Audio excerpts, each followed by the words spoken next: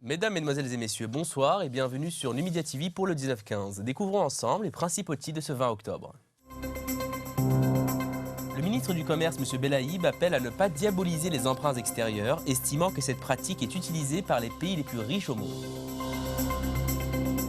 Audiovisuel, Miloud Chorfi rappelle aux chaînes de télévision que le respect du cahier des charges est la condition essentielle pour investir dans le secteur. L'Algérie se dote d'un organe de surveillance de l'Internet, comblant ainsi un vide juridique dans la lutte contre la cybercriminalité. International, Ban Ki-moon en Israël et dans les territoires occupés pour dire trop, c'est trop. Nous débutons ce journal avec de l'économie. Un éventuel recours de l'Algérie à un emprunt extérieur pour financer des projets d'investissement ne devrait pas être diabolisé car il ne signifie en aucun cas une vulnérabilité financière du pays, a déclaré le ministre du Commerce, Barthé Belaïb. Compte rendu de Abdelhak Bouatoura. Le ministre a tenu ses propos en réponse à une question de la presse en marge d'une réunion de travail avec l'Union nationale des paysans algériens. Il a ainsi apporté des précisions sur une déclaration qu'il avait faite récemment sur un emprunt que pourrait contracter l'Algérie avec la Chine. Pourquoi diaboliser l'endettement extérieur de cette manière? C'est le fait de diaboliser une démarche qui n'est pas censée, s'est-il interrogé. Selon lui, il arrive fréquemment que même des pays riches recourent à des emprunts extérieurs et lorsqu'un pays utilise judicieusement l'argent emprunté, il lui serait alors préférable d'épargner des ressources financières qu'il possède.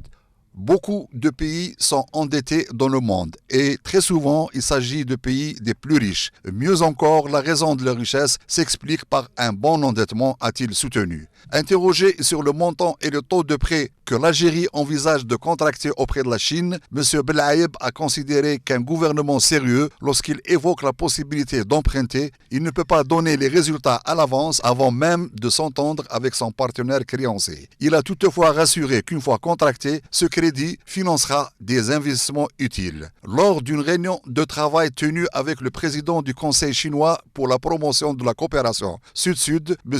Liu Xinhua, M. Belaïb avait déjà évoqué la possibilité de l'Algérie de contracter un prêt auprès de la Chine pour financer certains grands projets. Il avait alors précisé qu'il s'agissait d'une exception que compte faire l'Algérie, étant donné les faibles taux d'intérêt appliqués par la Chine et la qualité des relations entre les deux pays.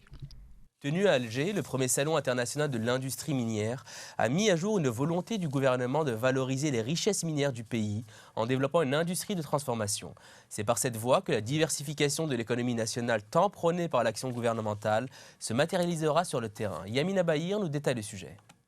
Les filières du phosphate, du marbre, du ciment et la production du sel et ses dérivés sont comme des exemples de branches où l'Algérie peut développer une véritable base industrielle pour satisfaire ses besoins et exporter l'excédent. Cela permettra de répondre aux besoins de l'économie nationale en matière de produits miniers et de réduire par conséquent les importations. S'agissant de la filière du phosphate, 4 projets ont été identifiés et font l'objet de discussions en cours avec des entreprises étrangères pour la production de l'acide phosphorique et de différents types d'engrais. Ces projets seront implantés à Oued Kebrit, à Sougharas, Hadj al-Soud à Skikda et à L'Aouinet à Tébessa. Une fois opérationnels, ces projets devraient permettre d'exploiter et de traiter le phosphate à partir du gisement jusqu'au produit fini, ce qui permettra de satisfaire les besoins du marché national et par conséquent de réduire son importation en tant que produit fini. L'Algérie, qui recèle de réserves importantes estimées à 2 milliards de tonnes de phosphate, en produit annuellement près de 1,5 million de tonnes, mais 98% de cette production sont destinées à l'exportation. La production de phosphate brut sera portée à 10 millions de tonnes à l'horizon 2019-2020 pour pouvoir alimenter en matières premières la future industrie de transformation. Par ailleurs, un cabinet d'experts international sera sélectionné avant fin octobre pour lancer une étude de faisabilité pour l'exploitation du méga-gisement minier de Garadjibila Tatindouf. Comme nous vous le rappelions dans les titres de ce journal, le président de l'autorité de régulation de l'audiovisuel, Miloud Chorfi, a appelé hier à Alger les responsables des chaînes de télévision à respecter le cahier des charges pour investir dans ce domaine. Couverture de Yamina Bahir. Le respect des exigences de l'unité nationale, de la sécurité, de la défense nationale du pays, ainsi que celui des intérêts économiques et diplomatiques du pays, figure parmi les conditions requises pour l'ouverture d'une chaîne de télévision, a déclaré M. Cholfi lors d'une rencontre organisée par le Forum de la Sûreté nationale à l'occasion de la Journée nationale de la presse célébrée le 22 octobre prochain. Pour le responsable, il s'agit d'observer la référence religieuse et nationale et de respecter les autres cultes et de se défendre de porter atteinte aux symboles de la société et de l'État tels que définis par la Constitution. Le cahier de charge porte sur la nécessité de promouvoir l'esprit de citoyenneté et la culture du dialogue, de neutralité et d'objectivité, a-t-il rappelé, tout en ajoutant qu'il prévoit également de s'abstenir de servir des groupes d'intérêt et de faire l'apologie de la violence, de ne pas verser dans la provocation, de la discrimination raciale et le terrorisme. L'impératif de ne pas porter atteinte à la vie privée des personnes est souligné dans le cahier des charges. L'autorité de régulation n'est pas un outil de contrôle ou de restriction, mais plutôt une institution publique. Le président de la République, Abdelaziz Bouteflika, a voulu qu'elle soit un support supplémentaire pour développer le secteur de l'information et accompagner tous les professionnels de l'audiovisuel ainsi que tous les acteurs de ce domaine, a tenu à préciser M. Cholfi. Sur les 45 chaînes privées de télévision existantes, seules 5 sont autorisées par la loi, a rappelé M. Cholfi. Concernant l'information et la sécurité, M. Cholfi a souligné la nécessité de renforcer la coopération et le partenariat avec la Direction générale de la Sûreté nationale, DGSN, pour servir le citoyen et préserver la sécurité et la stabilité du pays, saluant les réalisations accomplies dans ce domaine à travers l'intensification des activités médiatiques et la sensibilisation pour préserver la sécurité des personnes et des biens, ainsi que les structures publiques. Sécurité, le général-major Nouba Menad, commandant de la gendarmerie nationale, a ordonné lundi à Tébessa la densification des activités et le renforcement des unités des gardes-frontières pour préserver la sécurité du territoire ainsi que les personnes et les biens. Les détails avec Abdelhak Bouatoura. Au cours de l'inspection de nouvelles infrastructures relevant de la gendarmerie nationale dans cette wilaya frontalière située dans l'extrême est du pays, le général-major Menad a insisté sur la nécessité d'œuvrer en permanence à préserver la bande frontalière des risques liés aux diverses menaces et activités criminelles et à lutter sans répit contre la contrebande et toutes les formes de criminalité. Il a également ajouté que l'une des priorités du corps de la gendarmerie nationale consiste à veiller à la sécurité des frontières, à lutter contre la contrebande et à protéger l'économie nationale. Le commandant de la gendarmerie nationale a également inauguré le siège d'une brigade des gardes frontières dans la localité de Mali où il s'est enquis des missions des postes avancés le long de la frontière orientale, avant d'inaugurer un poste avancé au lieu-dit Bouafer. Ces unités assurent les tâches de défense, de police des frontières ainsi que de lutte contre la contrebande et l'immigration clandestine afin de préserver la sécurité nationale et protéger l'économie et la santé publique. L'Algérie se dote enfin d'un organe national de prévention et de lutte contre les infractions liées aux technologies de l'information et de la communication, selon un décret publié sur le journal officiel. Cet organe de contrôle et de surveillance, attendu depuis fort longtemps, se veut comme un moyen de lutte contre la cybercriminalité. Lecture de Anis Rouli.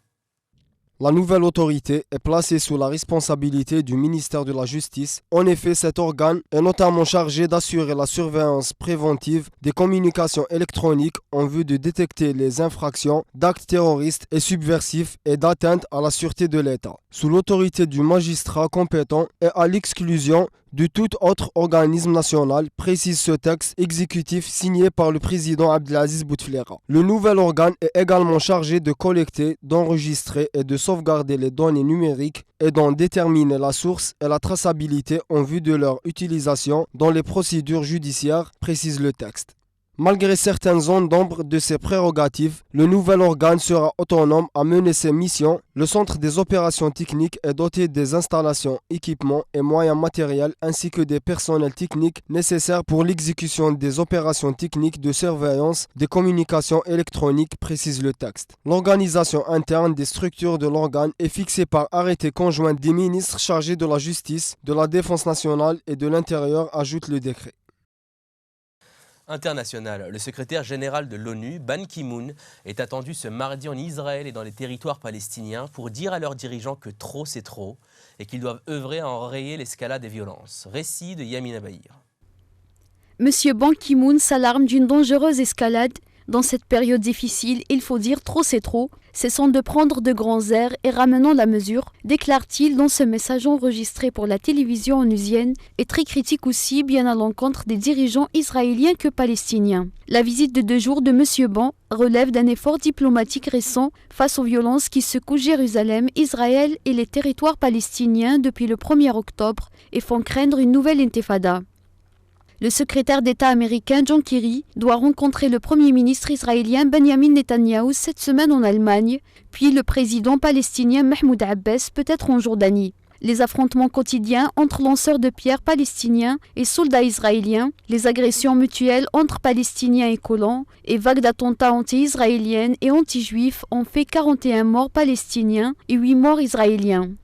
Un Érythréen pris par erreur pour un auteur d'attentat blessé par balle a été lynché par une foule en furie. Signalons qu'aujourd'hui même, en Cisjordanie, un jeune Palestinien a été abattu après avoir poignardé un soldat israélien. La confrontation est livrée essentiellement par une jeunesse palestinienne exaspérée par l'occupation et la colonisation, désabusée, encouragée par les réseaux sociaux. Monsieur Ban interpelle cette jeunesse pour dire qu'il la comprend et pour admettre les manquements de la communauté internationale et son incapacité à mettre fin à l'occupation. Migrants, le phénomène prend de plus en plus d'ampleur. La Slovénie, dépassée par le flux de migrants, fait appel à l'armée et à l'Union européenne. Syrie, 45 morts dont des civils dans des raids russes à l'attaquer. Aux Philippines, le feuilleton du typhon Kopu continue avec un bilan qui s'élève à 22 morts. Enfin, le renseignement américain se met au service de la lutte anticriminalité au Cameroun et les pays limitrophes et cible principalement le groupe Boko Haram. C'est Le Monde aujourd'hui en bref avec Yamina Bahir. La Slovénie, dépassée par le flux de migrants arrivant depuis la Croatie dans ce petit pays depuis samedi, a annoncé vouloir recourir à l'armée et faire appel à la solidarité européenne pour faire face au phénomène. Le flux de migrants ces 3 derniers jours dépasse toutes nos capacités, a indiqué le gouvernement dans un communiqué à la suite d'une réunion d'urgence dans la nuit. La Slovénie appelle les États et les institutions de l'Union européenne à se mobiliser activement pour répondre à ce poids disproportionné pour notre État. Pour la Slovénie, la solidarité européenne est mise à l'épreuve. Au moins 45 personnes, dont des civils, ont été tuées dans des raids aériens russes contre des positions terroristes dans la province de Latakia, dans l'ouest du pays ravagé par la guerre selon une ONG. Elles ont péri lundi dans une série de frappes contre le secteur de Jabal Akrad, fief de Daesh. La majorité des morts sont des terroristes, mais des civils figurent également parmi les victimes, sans toutefois en préciser le nombre.